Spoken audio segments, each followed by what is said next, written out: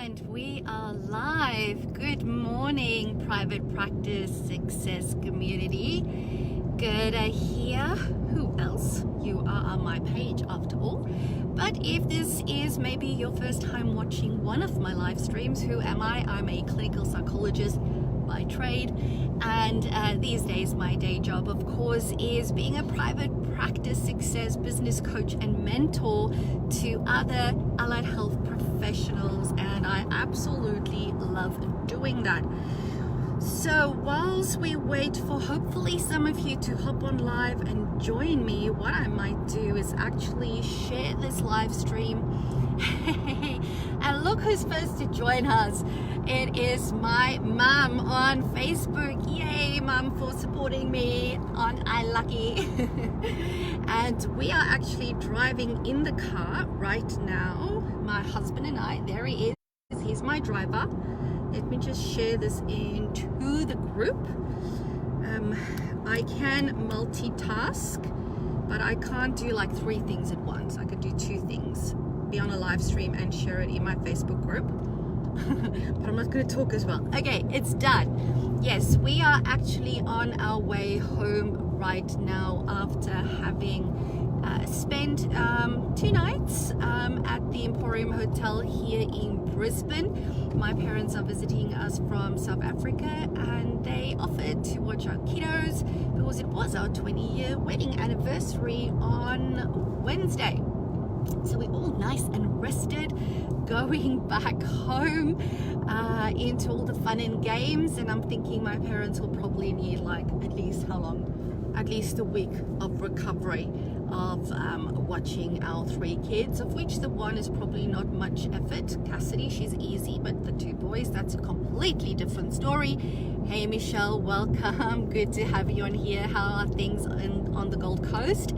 Hey Monique, how are you going? What are you up to on this lovely Saturday? It's like, really, it's like, is it July? It feels like it is summer. I'm sitting here with short sleeves and it's just such a beautiful day. Hey Michelle. Alrighty, so I've shared that in there. What I might do is also share it in one more group, and then we can get started on our topic of conversation for today.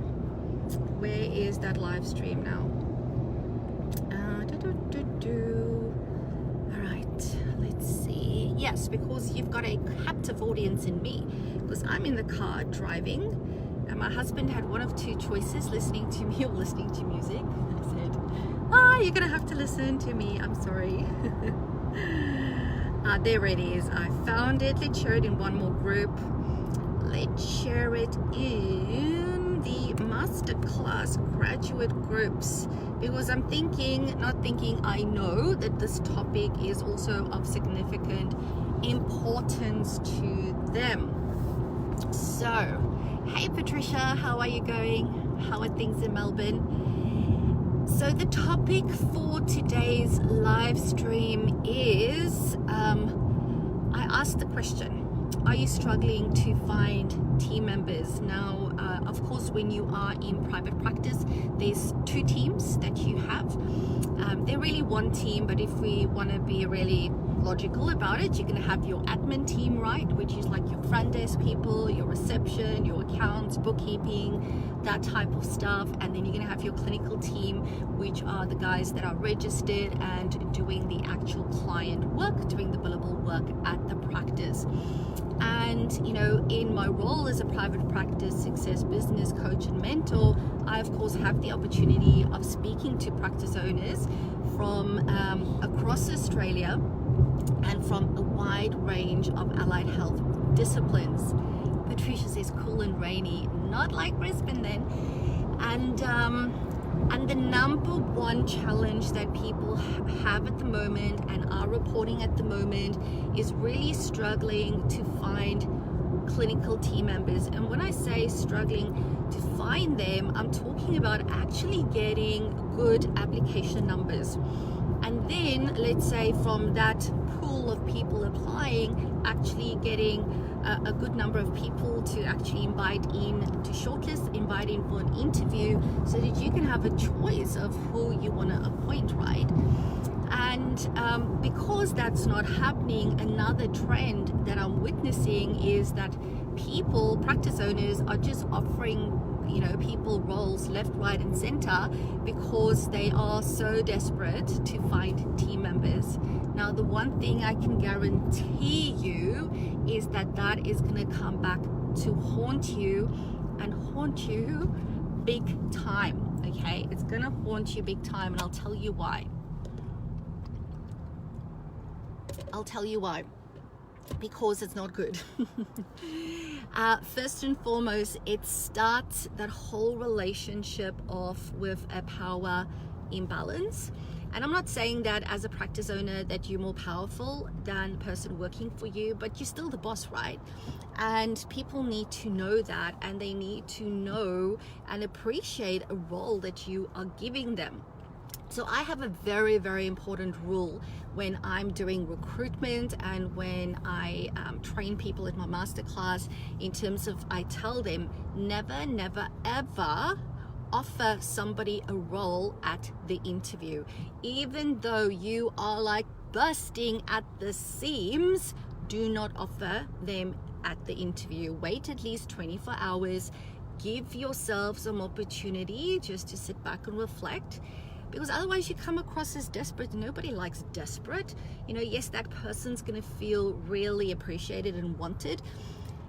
But you also want to go into this not from a place of desperation, not from a place of, yes, I'm so desperate to have you and you can have whatever you want, because it's just going to start, the boundaries aren't in place then, and this is going to be those people that's going to consistently come and ask more and more from you and more and more from you. And because you're desperate, you can be flexible, right? People are always telling me, especially when practice owners are just starting to expand their practice, they go, I wanted them to book 6 clients a day, but seeing that the rooms aren't that full, I'm going to let them only do 4, and they can put in their own appointment times rather than the times that I actually plan to have, because we knew that stuff doesn't work, right? It again comes back to bite you.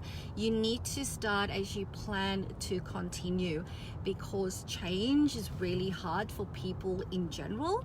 And don't expect psychologists or allied health professionals to be more amenable to change just because you're going, oh, well, surely they're in the change business, right? That's what they do. They help people change. So obviously this must come naturally to them. No, newsflash, that's not true at all. I think from my experience, psychologists are some of the most change resistant people I have ever met. And I can say it because I'm a psychologist myself, and I have got 12 years experience of running a group private practice having to deal with these issues, right? And I think that's why at the start it was really hard for me to accept, in terms of going, okay guys, this is how it's going to work. We've looked at the trends. This is, not working. We want to change this policy or this process. And they go, no, why? What's going on? It's like, that was really like such a surprise to me initially, and it made me very much often disappointed in my team in the early days, because I would go, what is this resistance all about? I've just explained to you why this current process aren't working. I've spent hours and hours and hours reflecting on it, problem solving it, making the best decision for everybody involved. All you need to do is roll with it. You didn't have to do all of that background research, information, decision making, whatever went into it. I did all the hard work. All you need to do is go, okay, perfect. This is the steps. Let's do it. But no, it doesn't work like that. Let me burst your bubble right now. And a very important learning for me was to go, you know what? I can't hold allied health professionals up to a higher standard, although I want to, because we are also human beings and they're going to struggle with change, and I need to accept resistance. And therefore, when implementing change these days at the practice, there's a process to it, because it's very interesting, right? By the time you as a business owner, as the practice owner, has made a decision on what's in the best interest for your practice, for your clients, for your team, for you, and you want to implement it, everybody else are miles behind you, right? And that's why it's like, oh, what's going on here? So you need to be mindful of that, and I would really then encourage you to take your team on this journey of change with you, which really is a completely different topic, right? Hey Jessica, how are you? Hey Olga. My mom says we had lots of fun home alone. I believe you. Do you? I don't know. We'll see what you look like when we get home. But that's a completely different topic, right? So let's come back to the whole recruitment thing. Never offer the job at the interview. And people are and report to me and they go, you know what, I interviewed this person, or by the time I rang, they already have another job. And all of this is adding to this desperation that practice owners have, which is leading to them making the wrong hiring decisions. The other thing that happens when people are desperate like this, practice owners, is, I'm sure you can guess this, what do? They just pay people whatever they want. They pay them whatever they want. Okay, you want 60%? Not enough. 65? Oh, not enough. 70? Yeah, you can have it, because I've got a wait list of 60 clients back at the practice and I just need them seen. Big mistake. You are gonna regret that decision in 6 months, 12 months time. I can't tell you the number of group private practice owners I talk to that from the outside, their practices look seemingly highly successful. If you were to look at their practice, you would go, wow, I want to be like that when I grow up one day. But meantime, back at the ranch, they did that. They were desperate. They are overpaying. They're paying not even just slightly above award for their employees. They are paying like $10,000-$20,000 above award. Okay, they are paying percentages that are like absolutely exuberant. And you know what? Although they might look very successful from the outside, on the inside, those practice owners are struggling to make ends meet. They are running at a loss year after year, you know, and sometimes it's really hard feedback that I need to give private practice owners, and really going, do you realize that you are operating insolvent? Do you realize this? And then they haven't realized it, but that's what they were doing. And when you are operating insolvent, when you are making a loss year after year, it's just a matter of time, and the stress it causes these practice owners is just heartbreaking, right? And to actually know, it's like, you know, it's like when we speak to our clinical clients and they open up their door to their lives and they actually tell you what's really going on. That's what happens for me when I speak to group private practice owners, and people always wonder why I'm so passionate when it comes to these things, but it's because I'm aware of the pain and I'm aware of the stuff that practice owners are going through, right? I actually have seen inside the doors of their lives, inside the doors of their practices and their businesses, and I can see them not operating in a solvent manner. I can see them not paying themselves a wage a lot of times, them dipping into their mortgages to pay their bills and to pay their team. And their team, you know how many practice owners out there, their team is earning double salaries than what they are earning as the practice owner. Now, I don't know in what other industry that would be acceptable. What other business owner would stand for that? Please let me know. Let me know.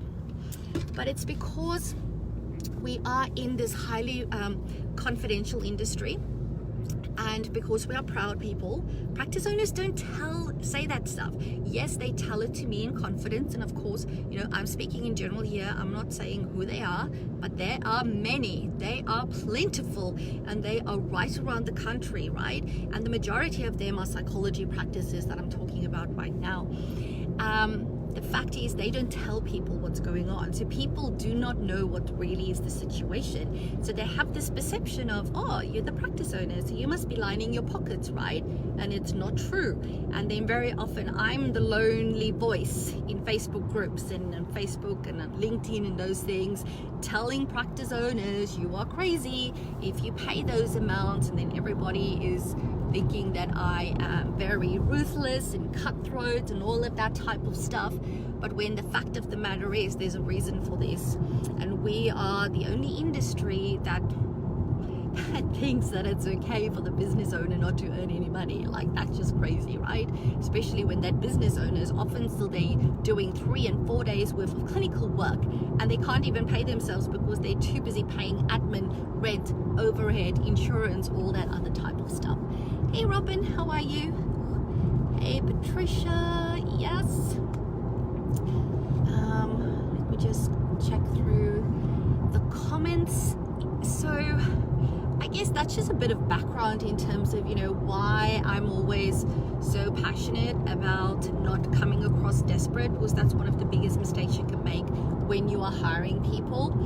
And the fact of the matter is, right, if you go and research business, you know, expenses, accounting, tax and stuff like that, 50% of your expenses are going to go towards 50% of your income, of your turnover is going to go towards expenses, right? And if you have subcontractors, you're already giving 50% to them in terms of what's called cost of goods in accounting terms, which really means it leaves you 50% to spend on your expenses. It's just crazy stuff. But let's come back to this whole recruitment thing, right? This whole recruitment thing. So the first point I wanted to make is never hire when you're desperate. Okay, never offer a job in the interview, because that is just not on. And don't offer people more money that you can afford long term. You cannot build a business, i.e. your private practice, focused on the short term just because you need short term somebody there to see the clients, or maybe somebody's leaving and you need somebody to come in and take over that caseload. You need to think long term. You're a business, right? You're not a hobby, you're a business. And it's really hard once you've offered somebody something. You can't go back 12 months later and then go, okay, now I want to pay you less. That's also not right. That's not in integrity, because your word is your word. If you commit to paying somebody something, you need to stick to it. That's my belief. And I also think that it's really good to make sure that you attract people to your team that's motivated by more than just money. Okay, yes, money is very important. It is a resource. We all need it. But if that's your only motivation, then, you know, you're not going to be a right fit to work with me, because what's going to happen if that's somebody's only motivation, I can bet my bottom dollar that they will be knocking on your door every 3 to 6 months going, I would like an increase. I would like an increase. I would like an increase. I think I deserve an increase, even though they haven't done any more than what you are already paying them for.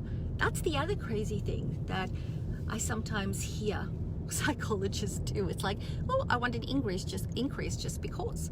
And I'm not talking about, you know, consumer price index that you are entitled to.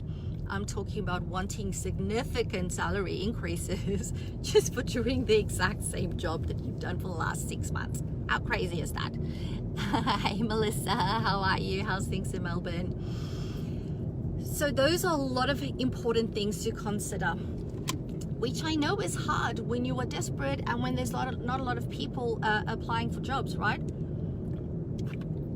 Now we can have a huge discussion about why that is the case, why we think there ain't a lot of applications, right? Why you know, people are being told at university don't go into private practice, don't straight after uni, which is total bullshit. Or, you know, people going, oh, I want to go work at Queensland Health or the health department or public health because it's more secure. What bullshit is that, right? It's very secure working in private practice. All you need to do is be able to engage your clients and you will have no problems whatsoever. And you wouldn't need to deal with all the red tape and bureaucracy that is involved with working in public mental health, right? Where everything you want to do has to 3 or 10 people really needs to make a decision around it. No, I couldn't be bothered with that. I went into psychology to help people, also not to sit in meetings, not to only see 2 or 3 clients a day and then do meetings the rest of the day. Geez, then I could have become a bureaucrat, right? Why would you want to work there? But anyway, that's a whole discussion. The fact of the matter is that we're not getting a lot of applications in. But the fact of the matter also is that I know there's lots of psychologists out there. There's lots. They're out there. And, you know, some people tell me, well, Gerda, maybe they're all starting their own private practices. And I'm going, you know, maybe that is the case, but not everybody's cut out for running a private practice. I actually know of a lot of people that has worked, especially at group private practices, and have gone, geez, that looks easy, I'm gonna go do that for myself. And guess what? It's not that easy as it looks. It's very easy when somebody else is doing all the business related stuff, and it doesn't come naturally to us in the first place. It's why I do what I do, you know. So yes, people are going to start their own practices. A lot of people are going to be successful, a lot of people ain't, and they're going to come back into the marketplace. There are always people out there looking for jobs as psychologists. So it really comes back to us as business owners in terms of how are we going to start recruiting differently than we have done in the past. Are you bored yet, Henny? Yeah? My husband says he's bored yet with my chatting. Oh, we're only halfway home, so I still like have another half an hour to talk. Anyway, so we have to change our mindset. And what I see a lot of practice owners do, and why we are struggling, is we have a very passive get applications, or we interviewed and we go, nobody wowed us. I would have this internal thing of, I can't put out another ad because that's going to look desperate, or it's going to look like people don't want to come work for us.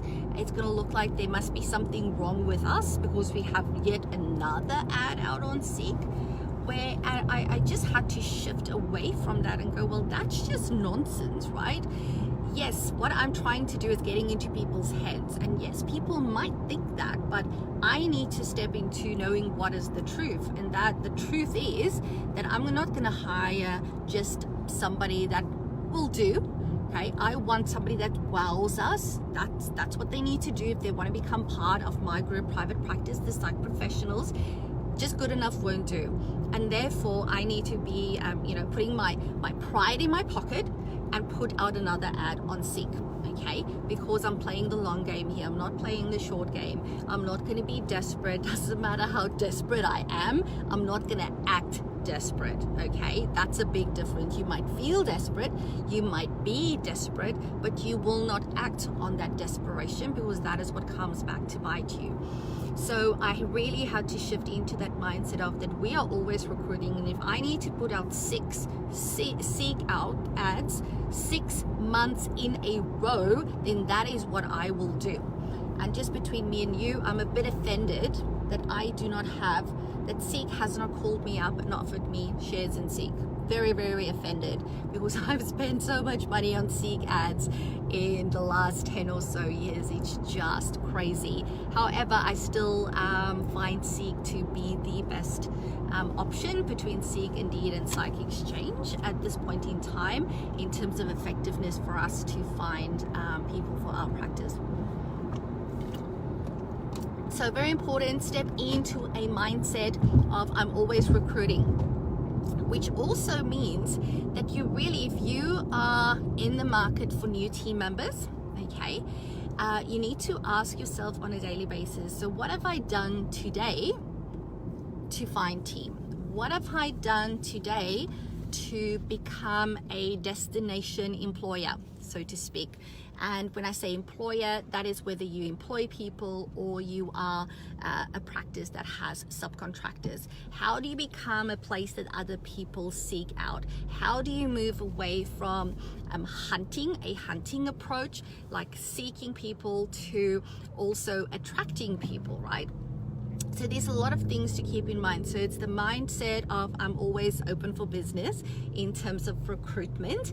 I want to be proactive in my recruitment process. I don't want to be reactive, but I also want to engage not only in a hunting process in terms of just putting ads out there and then I'm done, but an attraction approach to people actually reaching out to you. And that is where stuff like social media comes into play, right? What have you done today, for example, on your Facebook page to talk about your team? Because if somebody else in your local area is in the market to change jobs, or they're ready to start in private practice after they've just done a PhD or whatever, or maybe returning from maternity leave, or whatever the case might be, how do they know that you are a good place to work for?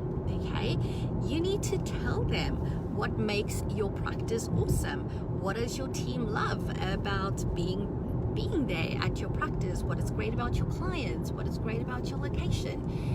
You need to share as much as you can about your practice and your practice culture, but you need to do that on a consistent basis, right? Just doing it once ain't enough, because somebody might, not look at your Facebook page today, but they might be looking next week. So really every day you need to ask yourself, if I'm in the market for a team member, what am I doing to promote the brand that is my private practice?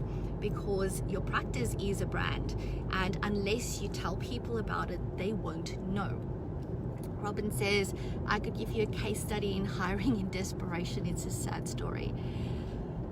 Robin, I've heard so many of those, and it never ever works out well. Never. You only have that temporary relief of the goodness, and it normally comes from a place of the practice owner wanting to make sure that clients are looked after, whether those are clients on a wait list or whether those are clients that needs to be handed over because maybe somebody resigned, or maybe somebody's going maternity leave and you've got this huge caseload that needs to be handed over and you couldn't find someone. Then somebody good enough, rather than wowing, comes along and you just hire them.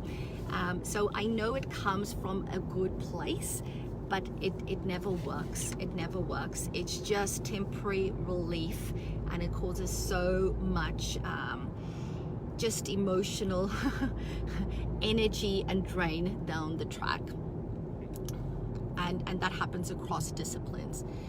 So those are really the 3 principles that I wanted to share with you today, and that is, again, being okay with always recruiting, but most importantly, going, I need to be proactive. Putting out just an ad is no longer good enough.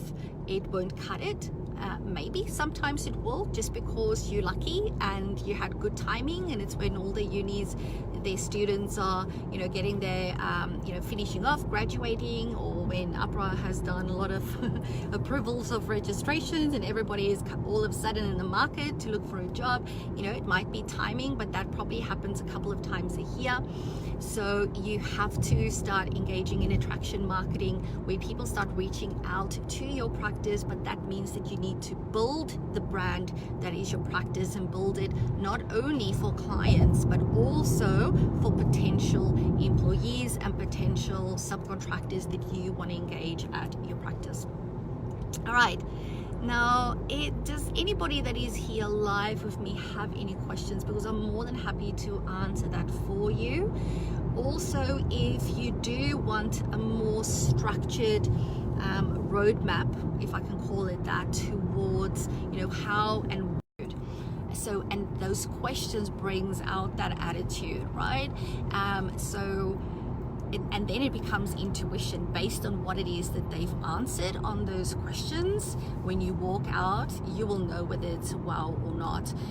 These days I'm not the one that does the recruitment at the practice. My principal psychologist does it, Chelsea, who you know.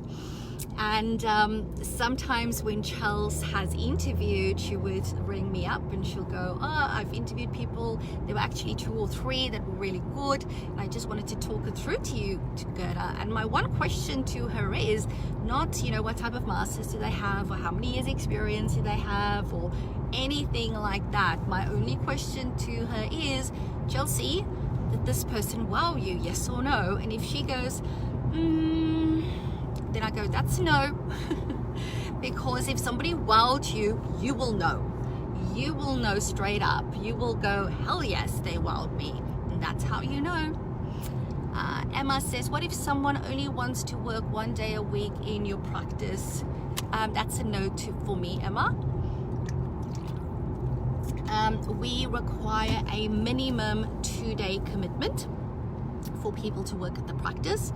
also that's just from experience in terms of if that person is off sick that week, it just it's too hard to again get clients to be able to fit in. And the bottom line is, if somebody's only there 1 day a week, they're never going to be an engaged team member. Now, whether I have got employees or subcontractors at my practice, I do want them to be engaged. I want them to feel part of the practice, and you don't get that when they're only there 1 day a week, minimum 2 days. And the fact of the matter is, very often, if they're only there 1 day a week, it's like you're just an afterthought. Because you're there 1 day a week, the stuff they do the rest of the week is way more important. And if they have to drop something, they're probably going to drop that 1 day because it's only 1 day, right? So no, I often have people asking for just 1 day, and I will just go, unfortunately not, because we do want you to be an engaged part of our team. We do require a minimum commitment of 2 days a week. And that's it. And even if they're well, I'm not flexible on that. I've learned my lesson too many times. Robin, what if you are desperate, if something unexpected happens and you need help fast? Well, you just don't act on it. That's just how it is. I won't. I would rather refer clients out to another practitioner or even to another group private practice than hire somebody into my team. The team culture is too important to let somebody in that's not a good fit. It's just too important. I won't. Emma says thank you, no worries. Alrighty, now I'm mindful that we are in a spot here where sometimes we lose reception, so just be mindful. Johanna says, if you had limited room space, we'll get a larger space later. Would you rather more psychologists working fewer days or less psychologists working more days? Definitely the latter, if I had to choose. The thing is, it's a double-edged sword, right? Less team working more days is great for time saving for you as the business owner, because there's less people to manage, right? However, it also means if one person leaves, they have a larger caseload that now needs to be handed over to someone else. But that's not a problem if you recruit in the way that I've just been speaking about, right? And you also need to ensure that you have proper notice period. So obviously, if you have employees, generally it's a 4-week notice period. For us, with our subcontractors, we have a 6 to 8 week notice period.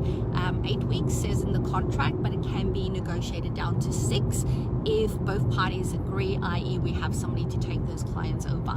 So my first intention always is to rather have a smaller team doing more days, so there's more cohesion there, and also so that I have more time to build relationships with them, because the more people there are, the more time demands that makes on you as the principal. But it also does require you to be very mindful of your recruitment, to have good systems, processes and policies in place for when you need to manage a conclusion period when somebody leaves, and then onboarding a new person in an effective manner.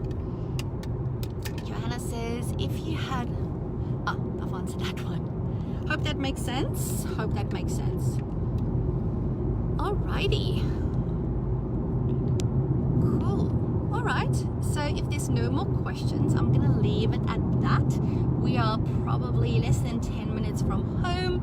Thank you so much for joining me on this ride. Thank you for my husband for listening so patiently to me blabber away here in the passenger seat.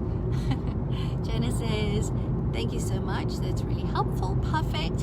And if you would like the ebook, I'll put that in the comment section. But please, if you are watching the recorded version, if you couldn't join live, if you've got any questions, just ask away. I will come check in probably only later today, because now when I get home, we'll be catching up with the family and the kids and seeing what's been happening for the last day or so that we weren't home. Take care. Don't act in desperation. And remember, as always, all you need to do is say yes to your very own ultimate level 5 private practice. I'll speak to you soon. It's my pleasure, Robin. Bye for now.